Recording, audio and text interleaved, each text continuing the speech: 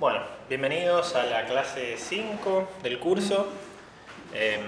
Básicamente en las clases anteriores lo que hicimos fue introducir más que nada conceptos teóricos de lo que eran los perceptrones multicapas, que eran las redes neuronales más simples que podíamos encontrar. Y ahora lo que vamos a hacer es empezar a indagar un poco sobre las cuestiones de implementación, porque bueno, hasta ahora lo único que hemos implementado eran estas redes más simples y para ir complejizando los modelos vamos a necesitar un poco más de herramientas que el framework sí nos provee, pero que todavía nosotros no sabemos usar. Bien. Básicamente esta clase va a estar basada en 5 aspectos. Primero, la construcción de modelos más complejos, digamos, que los que hemos construido hasta ahora. Después, cómo trabajar con los parámetros en sí de los modelos, cómo acceder a ellos, cómo inicializarlos, cómo guardarlos, etc. El diseño de capas y bloques personalizados, es decir, hay veces que lo que queremos hacer es tan específico que el framework no tiene una capa hecha que lo implementa, o sinceramente es la primera vez que alguien hace algo por el estilo, o es una capa inventada por nosotros, o cosas así, entonces no nos queda otra que implementarla desde cero. Después, cómo leer y escribir modelos del disco, es decir, cómo se salvan estos modelos una vez que ya los entrenamos y ya estamos contentos con la performance. Y después cómo se vuelven a leer para utilizarlos en producción. Y vamos a hacer un mini resumen de por qué las GPU se usan para este tipo de problemas y cómo usarlos con PyTorch. Vamos a empezar por la primera de esas 5 secciones, que es la construcción de los modelos. Si hacemos un poco de memoria, podemos empezar a pensar en cuáles son las características de una neurona individual, ¿sí? Una neurona era uno de esos lugares donde se hacían la suma de los productos de las entradas por los pesos, ¿verdad? Una capa tenía varias de estas neuronas y básicamente tiene 3 características. Básicamente toma algún conjunto de entradas, ¿sí? A partir de esas entradas genera una salida correspondiente y esa salida la genera a partir de parámetros, que esos parámetros se pueden ir actualizando por backpropagation. Esas son las 3 cosas que tiene que cumplir una neurona al ser implementada.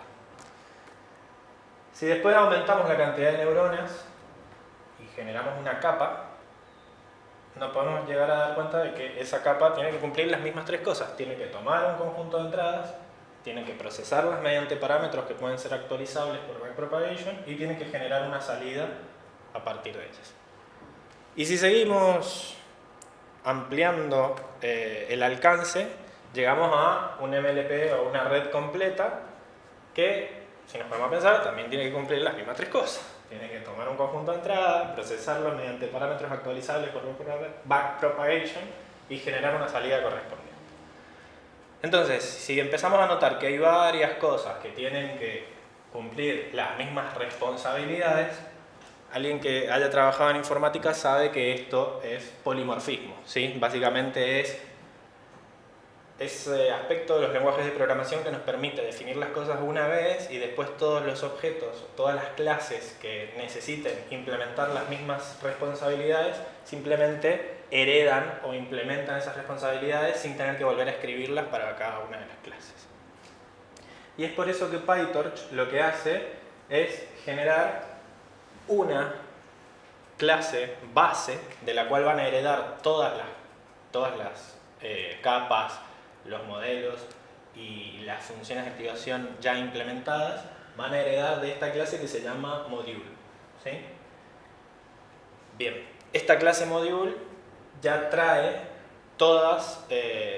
preimplementadas todas las cuestiones asociadas a los modelos, las capas y todo esto de tomar entradas, tomar entradas, definir una función que las procesa, toda la parte de los gradientes asociados para ir actualizando los parámetros. Todo eso ya viene preimplementado en esta clase y nosotros cuando queremos generar un modelo o una capa nueva, lo que tenemos que hacer es heredar de esta clase module, ¿sí? Bien, para hablar del concepto que engloba todo lo que vimos antes, vamos a hablar de bloques, ¿sí? Un bloque es cualquier, digamos, aparato de construcción de estos modelos, cualquier subsección de ese modelo que puedas cumplir estas funciones, ¿no? Que pueda tomar una entrada, procesarla mediante parámetros y generar una salida a partir de ellos. Bien, así que lo que vamos a hacer ahora es utilizar la clase module de PyTorch para generar nuestros propios bloques. Hasta ahora lo único que hemos visto de implementación son perceptrones multicapa y los hemos implementado, por ejemplo, utilizando la palabra reservada sequential. Básicamente, un modelo sequential lo que recibe son una lista de capas que en el orden en el que las va recibiendo las va apilando y la entrada de la primera pasa a la segunda y la entrada de la segunda pasa a la tercera y así, ¿sí? Son modelos secuenciales porque van uno detrás de la otra. En este caso lo que estamos definiendo es una red que tiene una capa oculta de 256 neuronas, eso lo vemos acá. Tiene 20 parámetros de entrada, 256 neuronas la capa intermedia. Después le pasamos una activación ReLU, o sea, la salida pasa a través de una función de activación ReLU. Y después tenemos una capa final que son 10 neuronas. ¿Bien? O sea que esto básicamente es un clasificador que distingue entre 10 clases. ¿Bien? Ahora, lo que tenemos que hacer es fijarnos que todas estas palabras que utilizamos, sequential, linear y ReLU, son todas clases de PyTorch y todas son bloques. Entonces, si nosotros nos fijamos en cómo están implementadas por debajo, todas heredan de la clase module. ¿Bien? Todas las clases que vamos a utilizar en este curso heredan de la clase module. Fíjense que ahí lo que hicimos fue crear un tensor X aleatorio y pasarlo a través de la red y nos genera una salida de 10, o sea, nos genera dos filas de 10 elementos. Ahora, este mismo MLP, digamos, con dos capas, lo podemos generar desde cero nosotros, implementando una clase llamada MLP que herede de module. ¿Cómo hacemos en Python que una clase herede de otra? Se pone entre paréntesis acá, en la definición de la clase.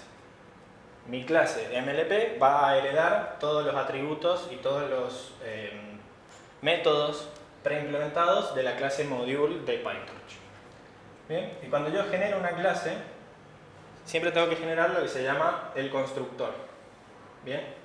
El constructor de una clase es el método que yo llamo cada vez que genero un objeto de esa clase, y en PyTorch siempre se ponen con el nombre guión bajo, init, guión bajo. Bien, es el nombre por defecto de este método. Lo primero que tenemos que hacer cuando construimos este objeto de esta clase es llamar al constructor de module, que es el que ya tiene todo hecho por defecto, y eso se hace llamando a super.init, es decir, va a llamar al constructor de la superclase, que en este caso es module, porque yo arriba le dije que heredara de module. Y en mi caso voy a guardar dos atributos, que son una capa que la voy a llamar oculta, ¿sí? La variable oculta o hidden lo que va a hacer es guardar una capa de 256 neuronas, que es la capa oculta.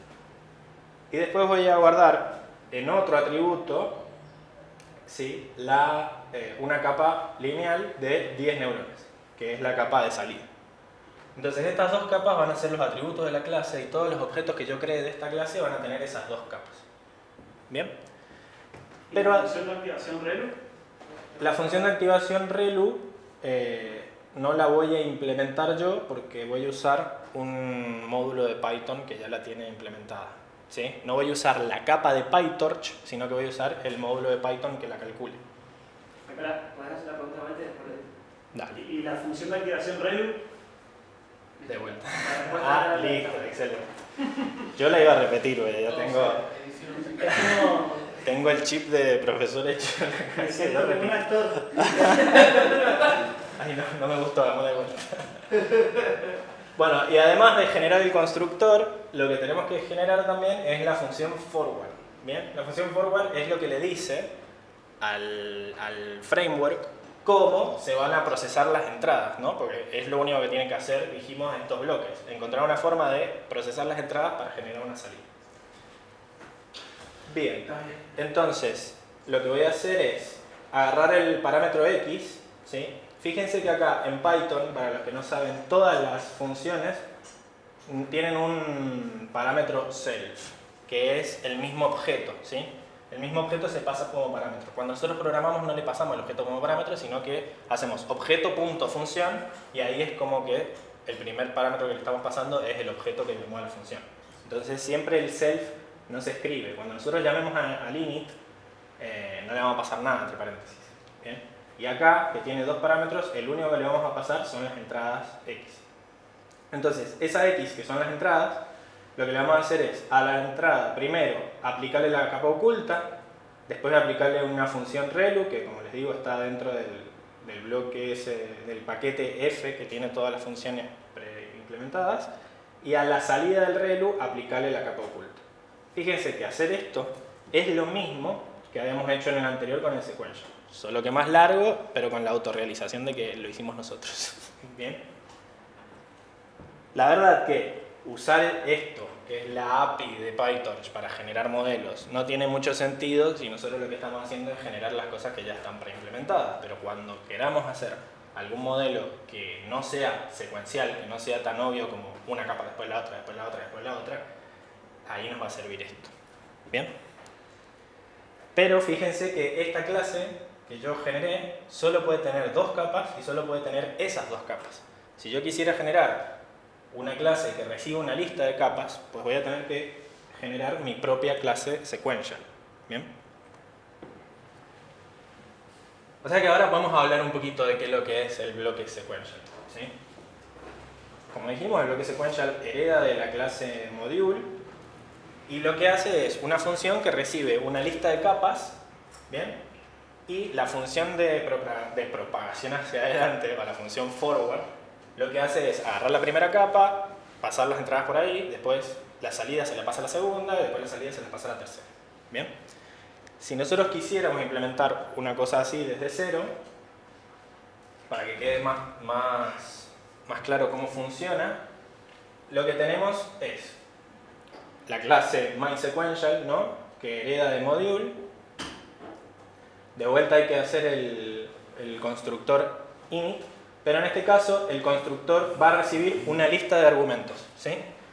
En Python, cuando yo no sé cuántos van a ser los argumentos que voy a recibir, lo que hago es generar una lista de longitud variable de argumentos poniéndole un asterisco adelante. ¿Bien? Entonces, voy a recibir una lista de x argumentos que los voy a poner acá. ¿Qué hace el constructor? De vuelta, llama al constructor de module para deshacerse de todo lo que es repetitivo y después, por cada bloque en esa lista de argumentos, lo que hace es agregar ese bloque a self-modules. Todas las instancias de la clase module tienen un self.modules, ¿bien? Que básicamente es un diccionario ordenado. ¿Qué es un diccionario?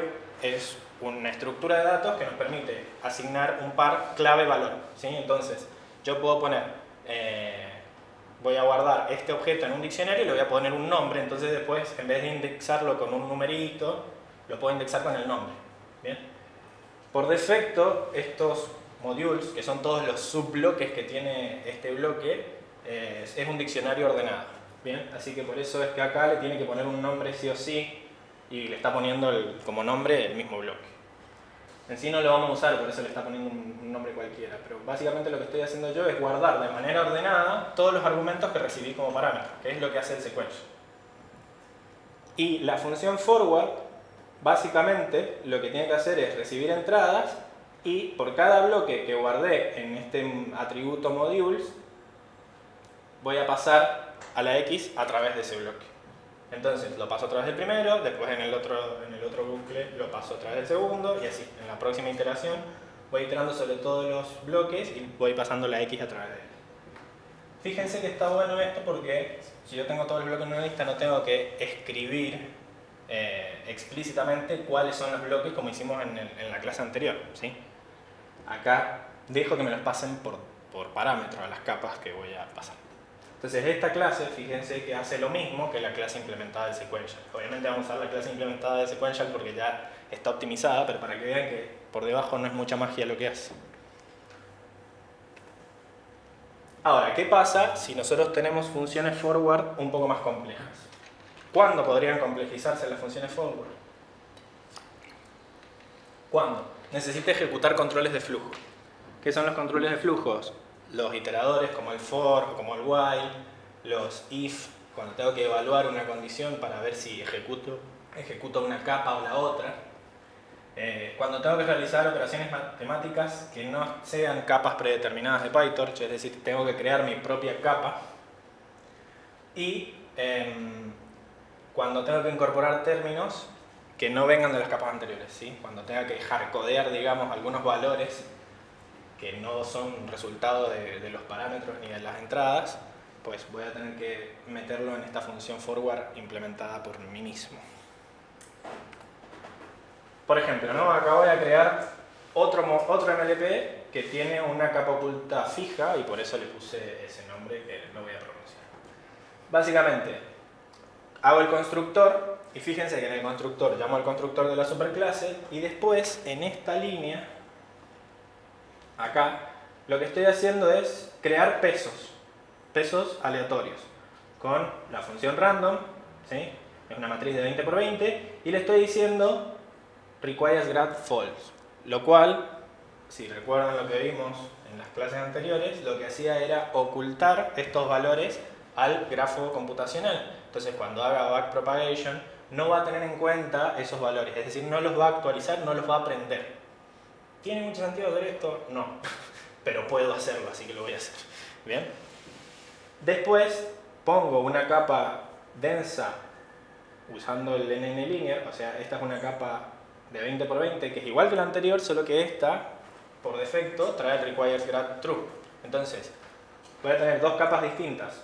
Una capa que se actualiza y otra capa que no se actualiza.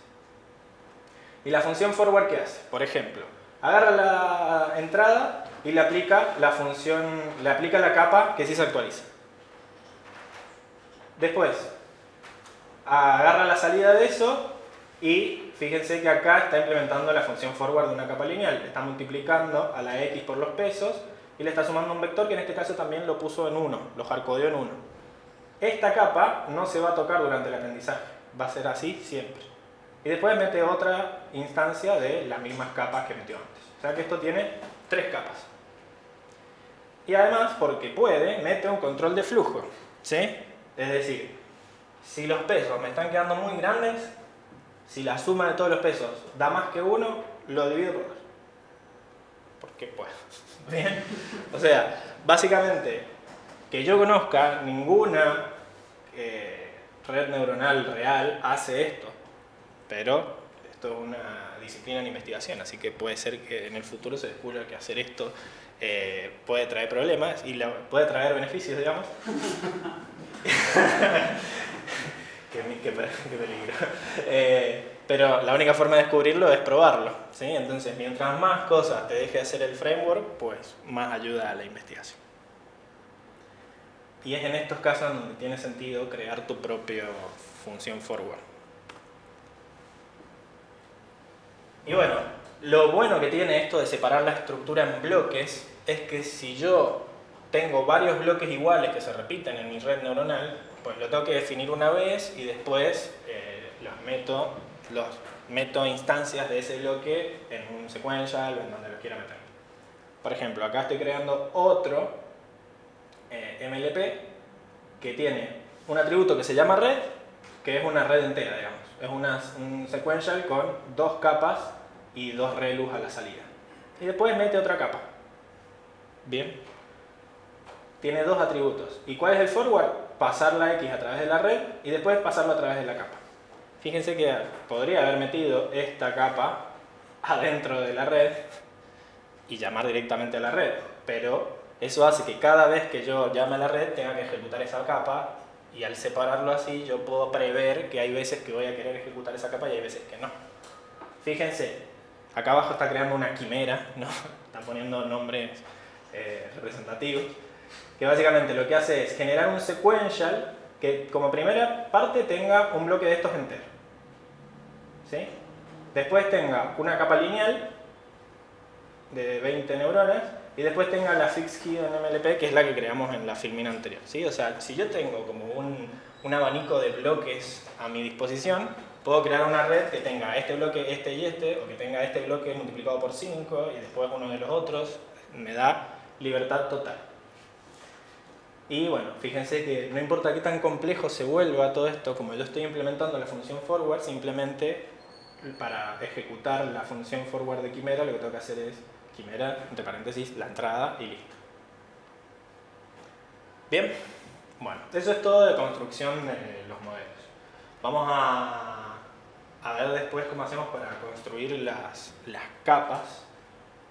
Hasta ahora hemos usado capas provistas por PyTorch, pero mientras vamos a hacer un pequeño freno y vamos a hablar de los parámetros, ¿sí? Una vez que nosotros creamos los parámetros del modelo, los podemos llegar a...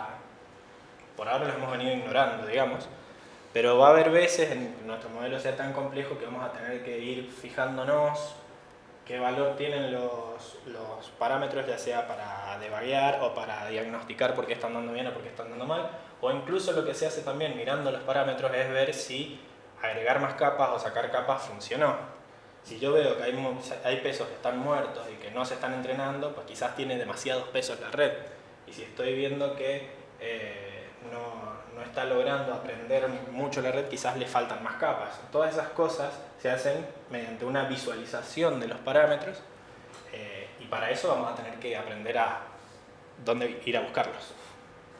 Y por otro lado, también lo que hablamos la clase pasada de que te ofrecen varias formas de inicialización de los parámetros. Hasta ahora lo que hemos hecho es inicializarlos con un random, pero puede haber cuestiones más complejas que en diferentes casos, según la forma de la función de pérdida, puede llegar a ser más o menos conveniente. Bien.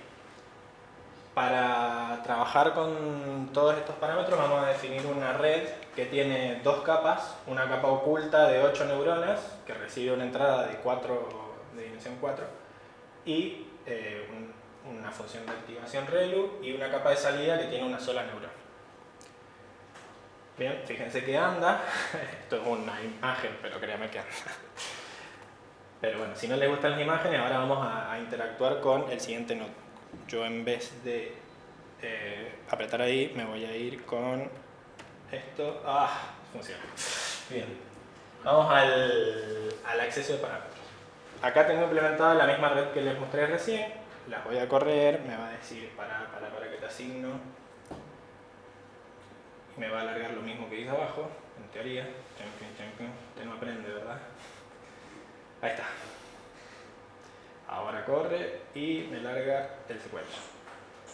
Fíjense que nosotros todas las redes que creamos las podemos tirar con un print y nos va a ir diciendo las capas que tiene como para evaluar si no nos hemos mandado algún pedo o no. Acá vemos que tiene 3 subbloques este modelo que creamos. El primer subbloque es la capa lineal, el segundo es la función de activación que la toma como un bloque en sí aunque no tenga parámetros actualizables, y la otra es la capa de salida. Bien, bueno, ahora veamos cómo hacemos para acceder a los parámetros. Todos los modelos que heredan de la clase module tienen un atributo que se llama stateDict, que está acá escrito. De vuelta, es un diccionario ordenado que tiene todos los parámetros de la red ahí guardados. Nosotros acá lo que estamos haciendo es agarrar de la red el elemento indexado con el 2, mostrame el diccionario de estado o mostrame sus parámetros asociados. Y fíjense que lo que me está mostrando es un diccionario ordenado, como les dije, que tiene primero un atributo, un valor bajo la llave pesos o weights, ¿sí? Básicamente ahí van a estar los pesos. Y después tenés otro que se llama bias y ahí va a estar el bias. Entonces, como este es el 2, Y fíjense que el bloque 2 era la capa de salida. La capa de salida tiene una sola neurona, pero tiene 8 neuronas de entrada. Así que los pesos tienen que ser un vector de 8, porque son los 8 numeritos que multiplico por las entradas. Y acá hay 8, ¿sí? Y el bias, hay uno por neurona siempre, y como tengo una sola neurona, va a ser un tensor de dimensión 0, va a ser un solo numerito. ¿Ok? Ahora, si nosotros nos fijamos, podemos cambiar este 2 por un 1 y nos muestra un diccionario vacío. ¿Por qué creen que será? Pues la función de activación no tiene... Exacto. La función de activación no tiene parámetros. Tiene el diccionario creado, porque está previsto que un bloque puede llegar a tener parámetros, pero en este caso la ReLU no tiene. Y ahora, ¿cómo creen que va a ser el diccionario de la capa 0, digamos? No anda, está desactivado el coso. ¿De qué tamaño van a ser los pesos y de qué tamaño van a ser los bias? Pesos de 4 y el bias de 8. A ver, va a tener un bias de dimensión 8, o de dimensión 1, pero va a tener 8 elementos, porque tiene 8 neuronas, ¿sí? Pero los pesos van a ser vectores todavía, va a ser una matriz. Hace 32. Van a ser 32 y una matriz de 4 por 8, ¿sí? Porque van a tener 8 columnas y 4 filas. Veamos. ¿Se lo ven muy seguros? Sí. Bien, fíjense acá que es una matriz de 8 filas y 4 columnas. Lo dije al revés, ¿sí? Y el tensor del bias que tiene 8 elementos. Bien, o sea que por cada una de las clases individuales nosotros podemos buscar su diccionario de estados, digamos, que nos va a traer los parámetros. Lo que tenemos que tener en cuenta es que esto que guarda el diccionario de estados es de la clase parameter, ¿sí? Que básicamente es una clase que se encarga de todas las cosas que hay que encargarse para los parámetros, ¿sí? Básicamente inicialización de memoria, manejo, de ir a buscarlos, de cómo actualizarlos con el backpropagation, etc. Así que fíjense que si nosotros hacemos print del tipo del bias de la segunda capa, por ejemplo, nos tira el nombre de la clase, nn parameter parameter. Si nosotros hacemos un print del bias en sí, nos va a tirar un tensor y nos va a tirar no solo el valor, sino también que requiere gradiente, o sea, nos muestra como todo el objeto. Si nosotros queremos acceder a solo el valor del dato, le vamos a tener que agregar un punto data acá, y ahí sí me muestra solo la información. Bien. Y también de cada uno de los pesos puedo acceder al gradiente. Si ustedes recuerdan, cuando hacíamos backpropagation, la función backward lo que hacía era calcular el gradiente y guardarlo en un atributo del mismo parámetro, porque ahora el parámetro es un objeto. ¿Bien? Pero como nosotros todavía no hemos llamado a la función backward, va a estar en vacío. Como si yo le hago print, no me lo va a mostrar, voy a fijarme si es igual a vacío y me va a decir true. Vamos a ejecutar, pero ya vieron que decía true. ¿Ok? Cuando todavía no tiene ningún gradiente asociado, siempre guardaba un non. Recuerda, un none. Ok, pero ir uno por los parámetros a veces no sirve de mucho. Yo puedo iterar sobre todos los parámetros. Y para eso, en vez de usar el diccionario de estados, voy a usar otro método que tiene la clase Module que se llama named_parameters, que básicamente son los parámetros con nombre. Y bueno, hago un for, los parámetros con nombre me devuelven el nombre y el parámetro, o sea, es una tupla de dos elementos, me devuelve tanto el nombre como el parámetro, y yo fíjate que lo que voy a hacer es imprimir el nombre y la forma del parámetro. Entonces acá me dice los pesos de la capa 0, ¿no? Son una matriz de 8 por 4 y el sesgo es un vector de 8. Y yo puedo incluso no poner este índice, solo poner net y me va a traer los parámetros de toda la red. Entonces acá, fíjate que le pone de la capa 0 el peso, o sea, hace 0.weight. De la capa 2, 2.weight, y de la 1 no me muestra nada porque de vuelta no tenía parámetros. Al tener este otro nombre, ahora yo sé que el diccionario de estados lo puedo llamar de esa manera. En vez de poner el 0 entre corchetes, puedo poner directamente 0.weight y me va a entender que quiero los pesos de la clase 0. Ahora, fíjense que nosotros habíamos generado bloques anidados en la filmina anterior, ¿no? ¿Qué pasa cuando empiezo a meter un bloque dentro de otro? ¿Cómo los accedo? Básicamente es la misma lógica que tengo con vectores multidimensionales, con tensores multidimensionales. Por ejemplo, genero un bloque 1, que es esto que habíamos visto antes, de 2 capas con sus relus. Y el bloque 2 va a ser un sequential que adentro tiene 4 bloques 1.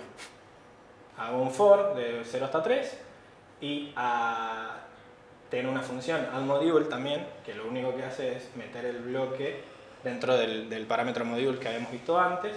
Y en este caso además le está pasando el nombre del bloque, ¿sí? Ya vamos a ver en la salida si eso tiene algún efecto o no. Y acá la red que yo voy a crear es un secuencial que tiene un bloque 2, que recordemos que el bloque 2 es un secuencial con 4 bloques 1, y después tiene una capa extra de salida. Hacemos el print y acá sí se nota la complejidad del asunto, ¿sí? Porque lo que nosotros pusimos en un for en realidad te creó 4 bloques sequential. Fíjate, tenemos un sequential, ¿no? Que ese sequential con un tab tenemos un 0 y un 1. El 1 es esta capa extra que agregamos al final y todo el 0 vendría a ser el bloque 2 que pusimos acá. ¿Bien? Después, dentro de ese 0 tenemos 4 bloques sequential, que eran estos bloques 1, que yo acá los generé con este for. Y fíjense que cuando yo no le doy un nombre al bloque, me pone por defecto el numerito, me pone un 0.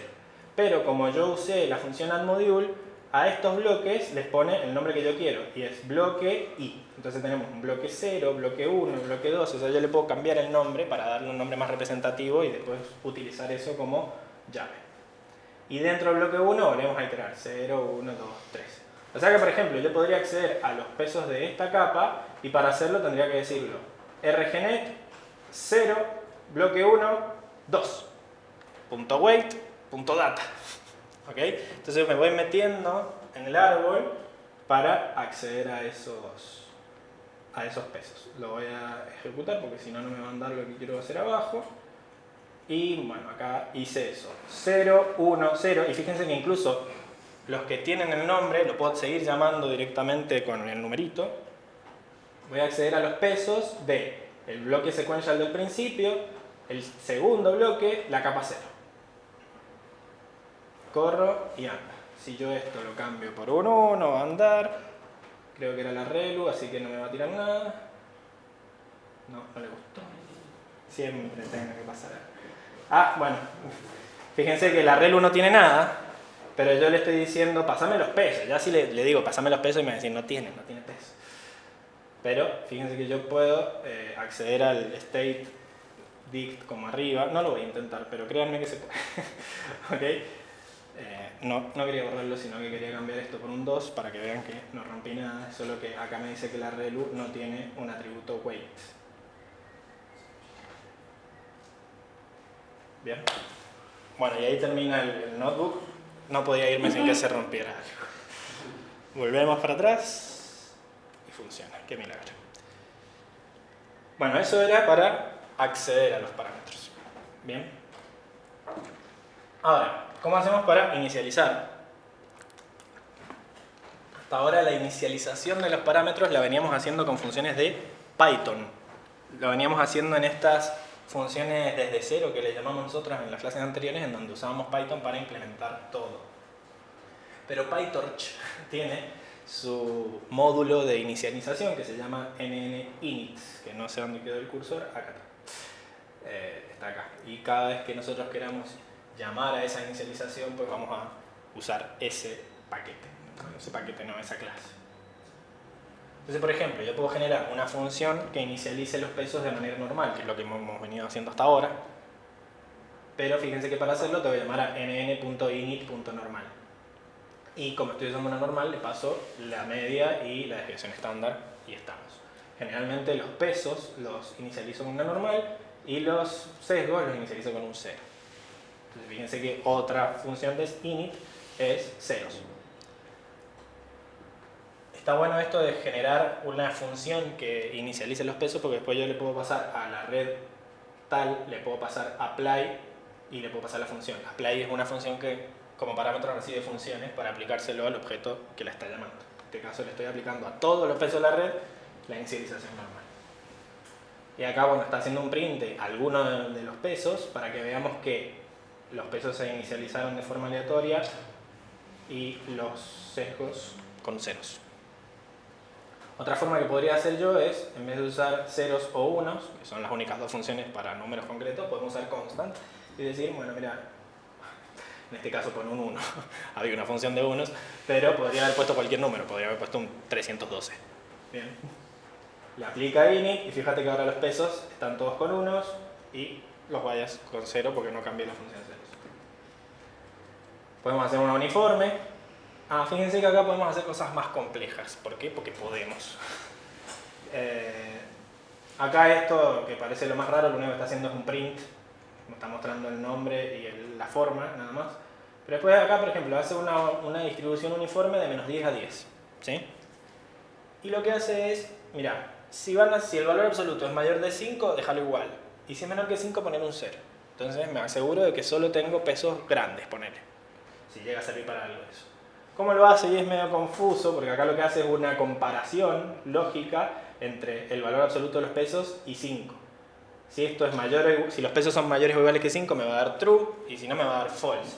Pero ese valor se lo está multiplicando a los pesos. ¿Sí? Fíjense que acá hay un por. Entonces lo que está haciendo es multiplicar a los pesos por true o por false. Si los multiplica por true, los está multiplicando por 1, eso quiere decir que el peso va a quedar igual, y si los está multiplicando por false, lo está multiplicando por 0, así que lo va a anular. Es una forma muy enroscada y muy cortita de hacer lo que queremos hacer. Y fíjense que acá está la salida de haber aplicado eso, acá están los print, que ahora le pinto poner un print. Fíjense que los valores que son más grandes que 5 están como estaban, supongo, y los otros están con ceros. Bien. Y eso es todo de inicialización. Hay funciones de inicialización más complejas que están sacadas de papers, pero bueno, está la función hecha. ¿Sí? Vamos a personalización de capas. Básicamente, en las próximas unidades lo que vamos a ver van a ser modelos que no son perceptrones multicapa normales, sino que son perceptrones que están hechos para trabajar con imágenes o con textos o con lo que sea que queramos trabajar. Entonces no vamos a necesitar neuronitas que reciban datos numéricos, sino que vamos a tener que trabajar con capas que estén especializadas para trabajar con esos tipos de datos. Entonces estas capas personalizadas, esta posibilidad que me da el framework de hacer capas a medida, es lo que ha posibilitado el avance del deep learning en otros campos más complejos, con entradas más complejas. Entonces, por ejemplo, puedo crear capas con parámetros o sin parámetros. Acá, por ejemplo, lo que estoy generando es una capa centrada, le llama, que lo único que va a hacer es restarle la media a la entrada. ¿Ok? Entonces, fíjense que si nosotros le pasamos a esta capa este vector, va a calcular la media, que es 3, y se lo va a restar, entonces es como que logra este efecto de que los tensores estén centrados. ¿Para qué sirve? No sé, pero lo puedo hacer. ¿Ok? Y fíjense que como es una capa, es un bloque, y como es un bloque tiene que heredar de module, y el constructor tiene que llamar al constructor del padre, como hicimos con los modelos enteros que generamos en la sección anterior. Pero fíjense que esta capa no tiene parámetros. Básicamente, ¿dónde deberían estar los parámetros? Acá en el constructor. Cualquier cosa que yo meta acá en el constructor como un atributo, por defecto tiene el gradiente activado, entonces se va a actualizar en el backward propagation. Como esto no tiene nada, lo único que hace es sacar la media y restársela, no va a aprender nada durante el aprendizaje. Es un tipo de capa parecida a la rel, podría ser una función de activación nueva. Lo bueno es que nosotros al crearla como capa, después la podemos usar en un modelo sin tener que estar implementándola cada vez que la necesitemos. Por ejemplo, acá este bloque sequential lo que hace es generar una capa de 128 neuronas y después la salida la pasa por esta capa centrada, ¿no? Entonces la podemos meter dentro de un modelo. Para ver que está andando bien, lo que hace acá es calcular la salida la media de la salida, y como yo ya le había restado la media antes, pues me tiene que dar 0. Acá no le da 0, sino que le da 5 a la menos 9, lo cual es casi 0. Lo que pasa es que estamos trabajando con punto flotante, que no tiene una una precisión exacta. Entonces casi nunca nos va a dar 000. Pero lo más interesante es generar capas que sí aprendan, ¿no? Capas con parámetros. Entonces, lo que tenemos que hacer ahora es, en estas capas nuevas, por ejemplo, voy a intentar copiar la capa lineal de Python, que es estas capas densas que todas las neuronas están conectadas con todas las neuronas. Estos grafos bipartitos.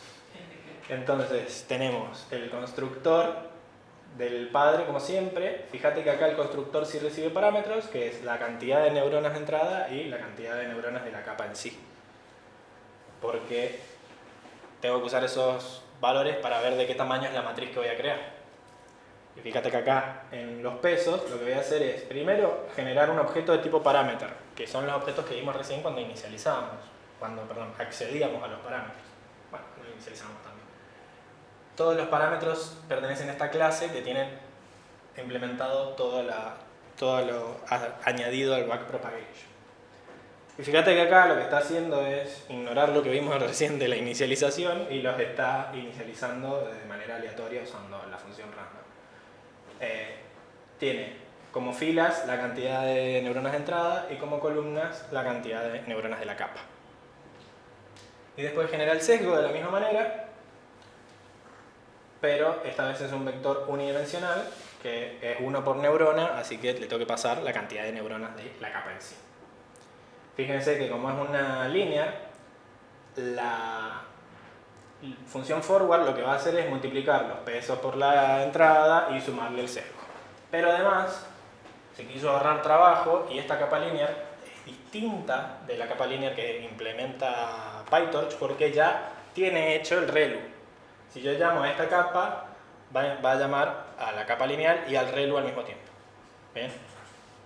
Esto tiene un problema de que yo no la puedo usar al final, porque si no me va a aplicar la función de activación en la capa de salida y eso me va a hacer que todos los valores negativos me den 0. Entonces, por ejemplo, acá genera una capa lineal con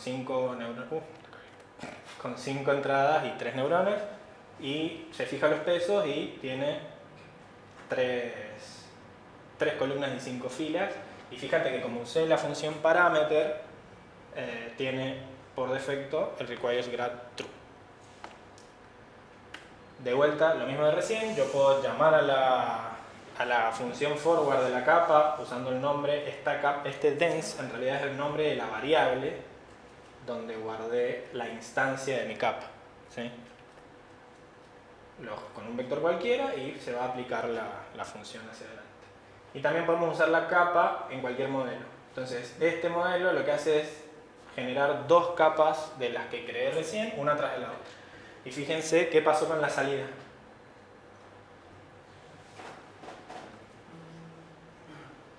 Salió por la función de activación. Exacto.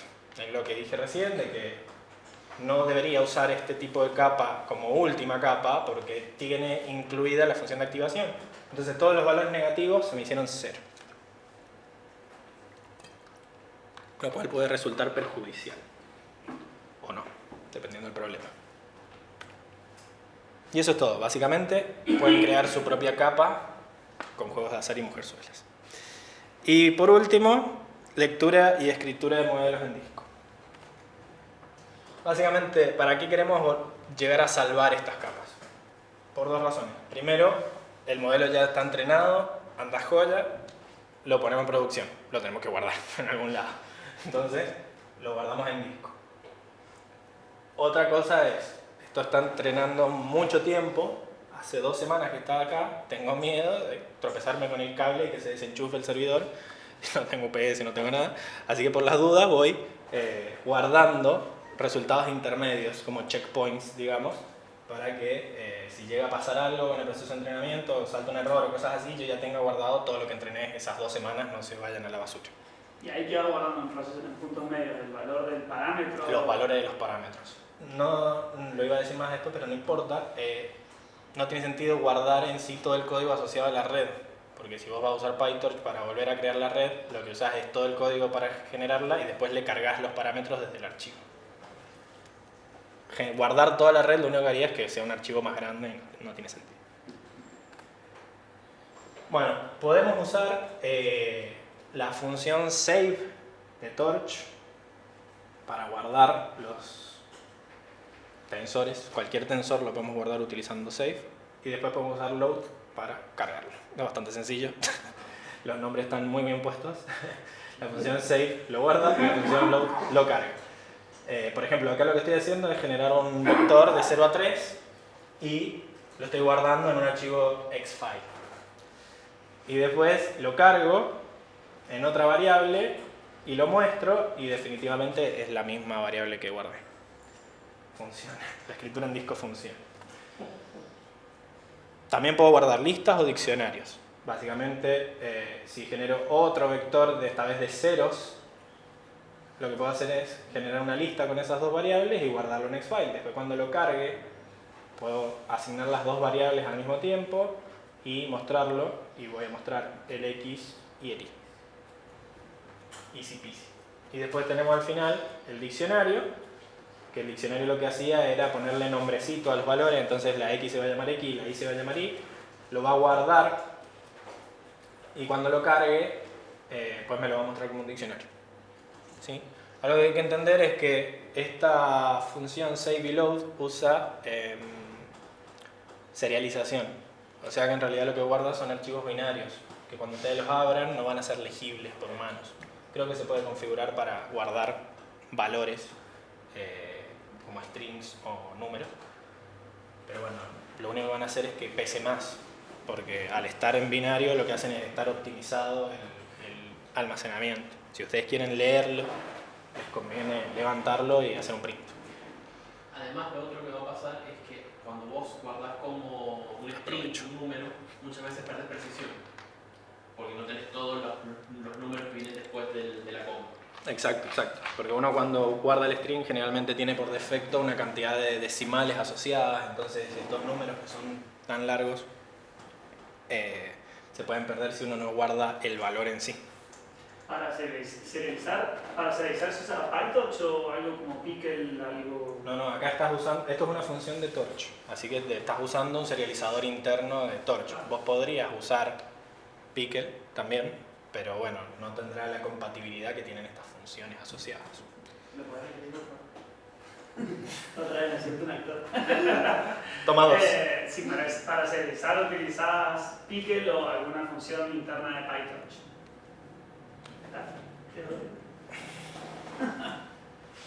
Bueno, ¿qué tensores nos interesa guardar? Ya nos spoilearon recién, los parámetros. ¿Sí? Básicamente, cuando yo tengo una red, voy a querer guardar los parámetros porque es lo que aprendió la red. Cuando yo quiero ver qué es lo que aprendió, fue la diferencia que había entre los parámetros inicializados y los parámetros después del proceso de entrenamiento. Así que el conocimiento que adquirió la red es lo que está dentro de los parámetros. Por ejemplo, acá estoy creando otro MLP que es muy parecido a los anteriores, tiene dos capas y la función es un sequential. Y bueno, con MLP genero una variable net que tiene un objeto de esa clase, le paso una entrada random y guardo la salida en la i. Lo que puedo hacer es torch save y le paso todo lo que vimos recién que era el estado el diccionario de estados, ¿no? Ese diccionario ordenado que tenía todos los parámetros guardaditos como un diccionario, así que se va a salvar como lo que vimos recién, con nombrecito y todo. Y le pongo el nombre del archivo. Bueno, acá lo que hice fue ponerlo en la misma celda para que se acuerden lo que hicimos. Y después lo que hago para volver a cargarlo es, como yo ya tengo la clase cargada en memoria, no el objeto, la clase, lo que puedo hacer es un clon y volver a llamar al constructor de la clase. Entonces ahora tengo la variable clon, que es igual que la otra variable que usé para entrenar. Y ahí al clon le voy a decir load state dict. Y acá está la diferencia con usar Pickle o otra cosa. Esta función espera el tipo de serialización que usa PyTorch en su interior. ¿Sí? Así que directamente en lo que larga el load se lo mando a este load state dict y ahora este clone ya tiene cargado los parámetros que guardé en el archivo de salida. ¿Sí? Cuando hago eval me muestra la función entera y acá lo que me voy a fijar es, bueno, genero una nueva salida que ahora es la salida del clon, por eso le pongo iClone, que es pasándole a la misma X que usé para entrenar, se lo paso al clon y me fijo si genera la misma salida, y sí, está generando la misma salida porque es exactamente la misma red. ¿Bien? Bueno, estamos en esta segunda parte entonces en donde vamos a justificar un poco el uso del GPU en este tipo de actividades y al final vamos a ver cómo activarlas en PyTorch. Básicamente, para entender por qué un GPU es mejor que un CPU, deberíamos entender un poco la estructura de un CPU. ¿Sí? Básicamente, todo CPU está construido pensando en una arquitectura de von Neumann, que son estas arquitecturas en las que se basan todas las computadoras modernas y no tan modernas. ¿Bien? Básicamente, lo que tenemos es una unidad de control, que es la que se encarga de decidir qué instrucción es la que se va a ejecutar a continuación. Después tenemos la ALU, que es la unidad de aritmética lógica, que es la que se encarga de llevar, hasta acá está la ALU, que es la que se encarga de hacer los cálculos, ¿sí? Sumar, multiplicar, todos los cálculos que necesitemos hacer en nuestro programa se van a llevar adelante en la ALU. Y después tenemos la unidad de memoria, que es la que va a guardar tanto los datos que necesitamos para la ejecución como las instrucciones en sí. Tanto los programas como los datos se tienen que guardar en algún lado y se guardan en la unidad de memoria. Después podemos tener más dispositivos de entrada o de salida, pero en sí esas son las tres componentes principales. Además, todos los CPUs tienen registros también, que son como pedacitos de memoria que están dentro del chip, a los cuales accedo más rápido y son sobre esos registros los que trabaja la ALU. Lo que hay que saber de la unidad de control y de la unidad de aritmética lógica es que son circuitos, ¿sí? Básicamente todo su comportamiento está construido en hardware y por eso todo lo que hacen lo hacen muy rápido. Es más, todo CPU tiene un conjunto de instrucciones, ¿sí? Que básicamente son las operaciones que puede ejecutar en un tiempo de reloj, ¿sí? Básicamente este conjunto de instrucciones está escrito en el hardware, está impreso en el circuito del chip y por eso es que cada una de estas instrucciones tarda exactamente un tiempo de reloj. Ese tiempo de reloj depende de qué tan rápido sea el procesador, generalmente está en el orden de los nanosegundos. Entonces, por ejemplo, acá hay un ejemplo muy gráfico de lo que sería una suma bit a bit, en donde tenemos esto que son las compuertas lógicas, y bueno, no vamos a entrar mucho en detalle, pero básicamente tiene dos entradas y dos salidas, una es la suma en sí y el otro es el carry, que es lo que me llevo, diría la señorita Susana. Entonces, si sumo dos ceros me da 0, si sumo un 1 y un 0 me da 1, y si sumo dos unos también me da 0, pero activo el carry. No hay una instrucción que sea esta suma, sino que esta es una suma bit a bit. Después hay sumas entre dos números que son uniendo varias de estas cosas, pero era un circuito muy feo. A lo que voy es que todas las instrucciones del conjunto de instrucciones se tardan un tiempo de reloj y están hechas en hardware. Básicamente, como lo único que sabe hacer el CPU es ejecutar estas instrucciones, todo lo que sea más complejo vamos a tener que programarlo como una serie de estas instrucciones del CPU. Entonces, por ejemplo, si nosotros queremos hacer la función ReLU, ¿cómo hacemos para disgregarla en este conjunto de instrucciones? Primero vamos a tener que leer el valor de entrada de la memoria. También vamos a tener que leer de memoria el valor 0, porque en algún momento vamos a tener que comparar si el valor de entrada es mayor o menor que 0. Comparar, efectivamente, es otra instrucción que hace el chip. Y después, según el valor de esa comparación, si es mayor a 0, devuelve el valor de entrada, y si es menor o igual, devuelve 0. Cada una de estas instrucciones es un tiempo de reloj, o sea que ejecutar una ReLU tarda 4 tiempos de reloj, lo cual puede parecer poco, pero si yo tengo que hacer millones y millones de funciones ReLU, para disminuir el tiempo de entrenamiento, yo lo que podría hacer es optimizar mi chip para que esté incluido en el hardware la instrucción ReLU. Entonces, estas tres instrucciones acá se reemplazarían por una instrucción ReLU, que esté diseñada con circuitos y se haga en un tiempo de reloj. Entonces yo lea el valor de entrada, lo pase por ahí y en un tiempo se ejecute la instrucción ReLU. Entonces yo estaría generando un chip que yo le pondría ponerle Activation Function Chip, y el que lo venda le va a poner Ultra 3000 Learning Tensor Chip. Pero bueno, el CIE lo que hace es que es un chip optimizado para hacer funciones de activación. Y si alguien va a entrenar, quizá le convenga eso. Entonces, ¿para qué sirven los CPU? Básicamente un CPU es un chip que está pensado de una forma para que cualquier cosa programable, cualquier tarea computable se pueda ejecutar en ese chip.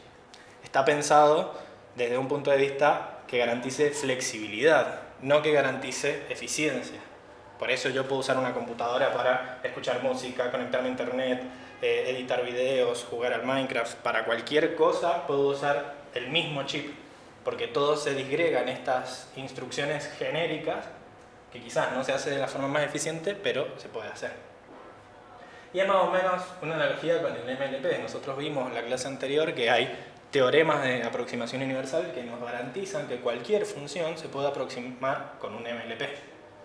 Pero entonces, ¿por qué el curso no termina mañana? ¿Por qué no solo usamos MLP para todo? Y es porque hay ciertas cosas que, aunque teóricamente se pueden alcanzar con un MLP, prácticamente son imposibles de alcanzar porque los tiempos de entrenamiento serían infinitos o porque los recursos que yo necesitaría para que ese MLP se entrene están fuera de mi alcance. Entonces, por eso en la realidad lo que existen son, por ejemplo, las CNN, que vamos a ver dentro de un par de semanas, que son tipos de MLP que están optimizados para procesar imágenes, porque procesan matrices, ¿no? Entonces, no quiere decir que el MLP sea inútil, sino que en la práctica, digamos, hay otras estructuras que son mejores. Entonces, si buscamos una analogía, podríamos encontrar un chip que sea mejor al CPU, que sirva para procesar imágenes. Y ahí es donde viene el GPU, que son chips que ya no tienen un propósito general, sino que tienen un propósito específico, explícito iba a decir, un propósito específico y están optimizadas para hacerlo a ese propósito mucho más rápido. ¿Qué diferencia hay entre un CPU y un GPU? Bueno, primero cantidad, ¿sí? Un CPU, ponele que tiene 4, 8 cores, donde cada uno de esos cores es una estructura de von Neumann, como vimos anteriormente. O sea que, a lo sumo, podés paralelizar entre 8 agentes, digamos. Una GPU tiene en el orden de cientos de cores, todos organizados dentro de lo que sería un multiprocesor, y yo puedo como paralelizar en esa cantidad de niveles. Bueno, entonces, ¿por qué no le ponemos más cores al CPU y listo? Porque en realidad los cores de una GPU no son los mismos que los cores de un CPU, porque los cores de la GPU no buscan flexibilidad, entonces pueden darse el lujo de permitirse menor memoria, de permitirse un conjunto de instrucciones mucho más reducido, entonces lo que limita el tamaño, y así se pueden usar muchos en un mismo chip, etc. Básicamente tienen otro tipo de procesadores que tienen un conjunto de instrucciones reducidas y eso les permite que sean muchos más. Para que quede claro gráficamente, esto sería un CPU haciendo una tarea, ¿no? La hace secuencial, puedo cloquearlo si quiero y que lo haga más rápido, ¿sí? Y esto sería una GPU. ¿Ok? Puedo lograr en el mismo tiempo incluso tareas más difíciles porque tengo el poder de procesamiento para ponerme a pensar incluso en ese tipo de tareas. ¿Bien?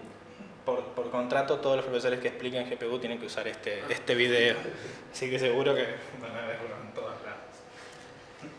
O sea que básicamente, ¿qué es lo que nos ofrece la GPU? Paralelismo.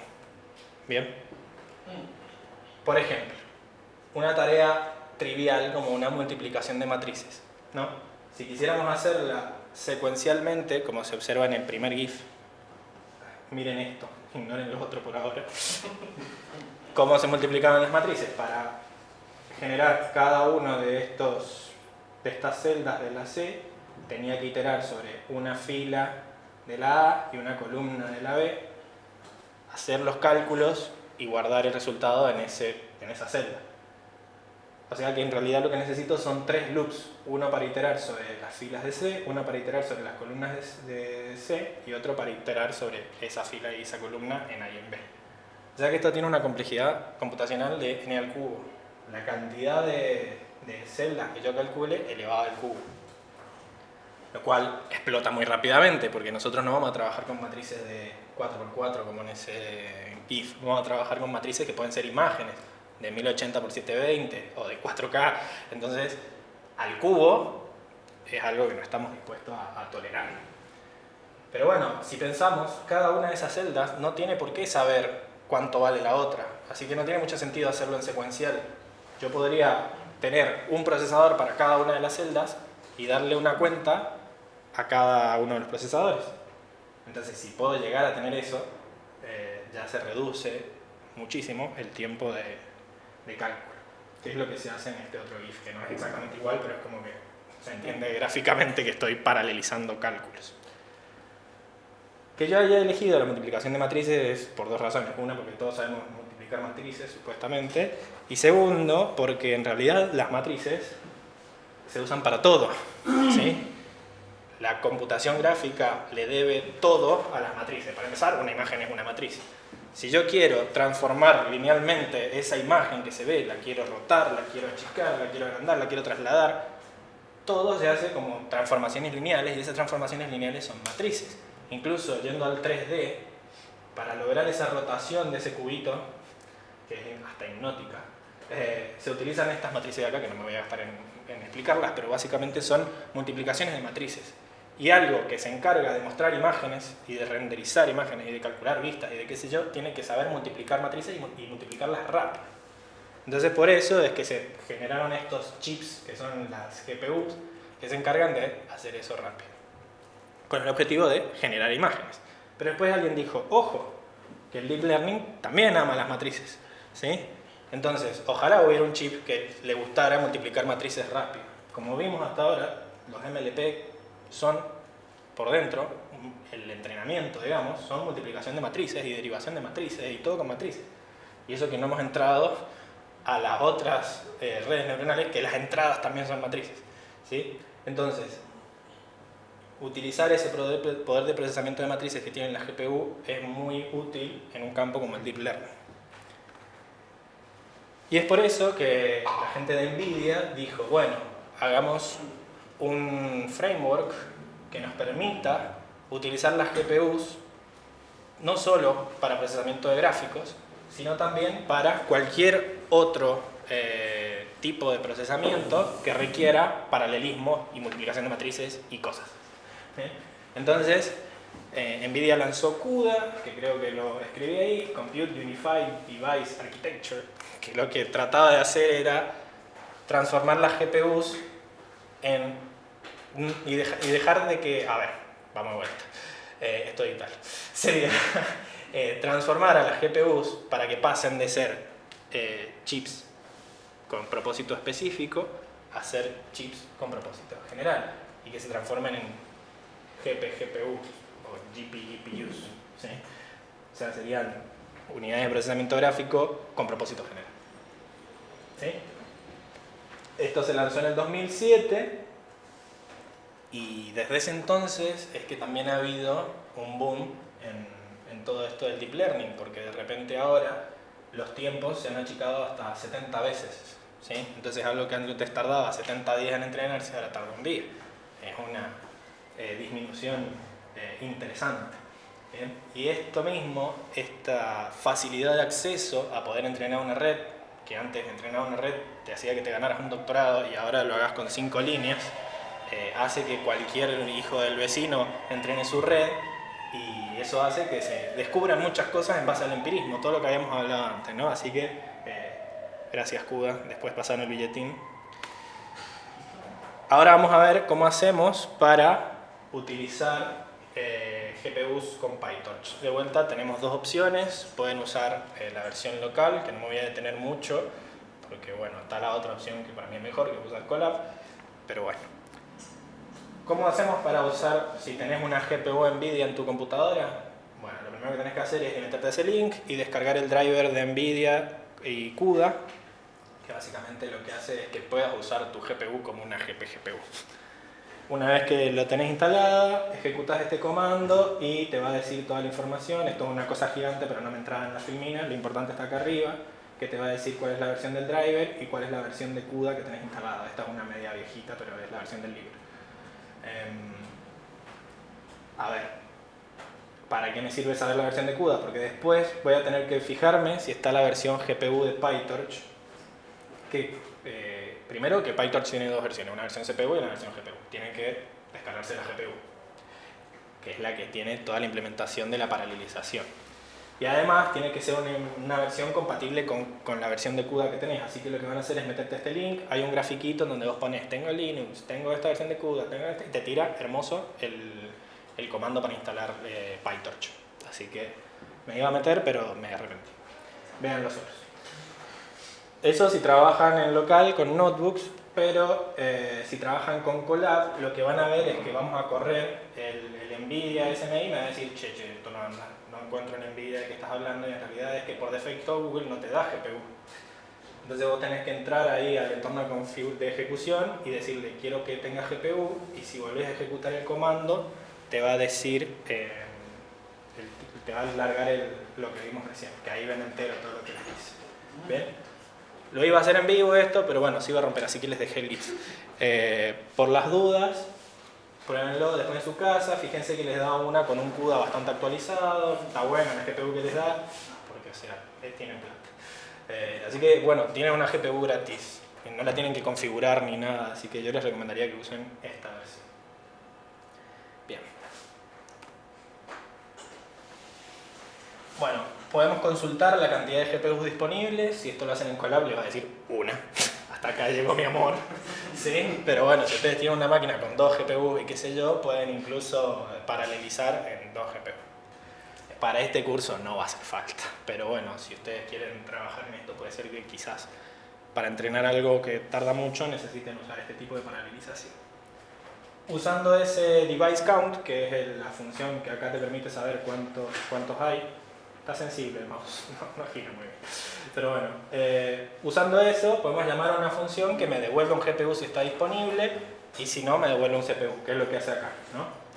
Básicamente yo le puedo pasar un parámetro a esta, porque puedo tener más de un GPU, le mando el índice de la GPU que quiero usar, entonces por defecto es 0. Y se fija si la cuenta, la cantidad de GPUs que hay es mayor o igual a I más 1. O sea, si yo le mando un 2, eso quiere decir que es la tercera GPU, o sea que tiene que haber por lo menos 3 GPUs disponibles. Si hay 3 GPU, me devuelve la que yo pedí. Si no, me devuelve un CPU por defecto. ¿Bien? Entonces, por ejemplo, si acá yo traigo si yo acá intento, si yo traigo sin pasarle parámetros, por defecto tomo un 0 y me devuelve la primer y única GPU que tengo activada en Colab, me va a decir que es de tipo CUDA.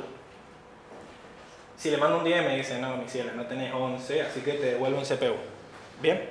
Fíjense que cuando PyTorch me dice que está trabajando en un CPU, en realidad está trabajando con todos los núcleos del CPU y con toda la computadora, digamos, en sí.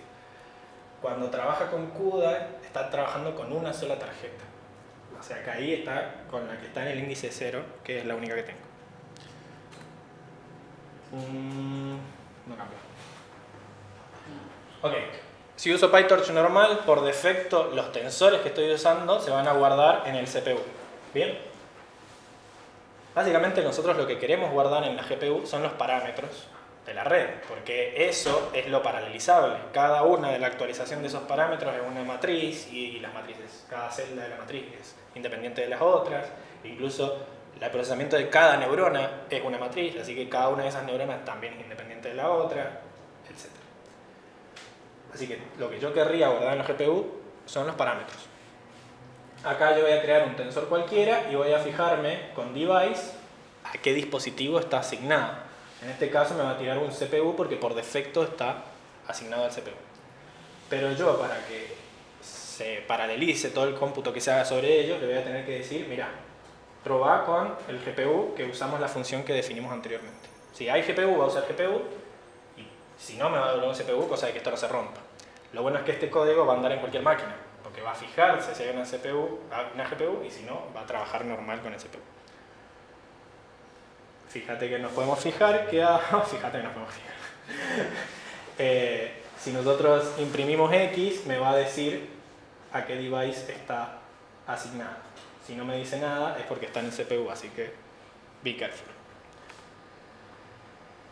Bueno, como lo que les dije recién, cuando nosotros queremos entrenar una red neuronal, lo que queremos es que todos los parámetros de la red estén en el GPU, ¿sí?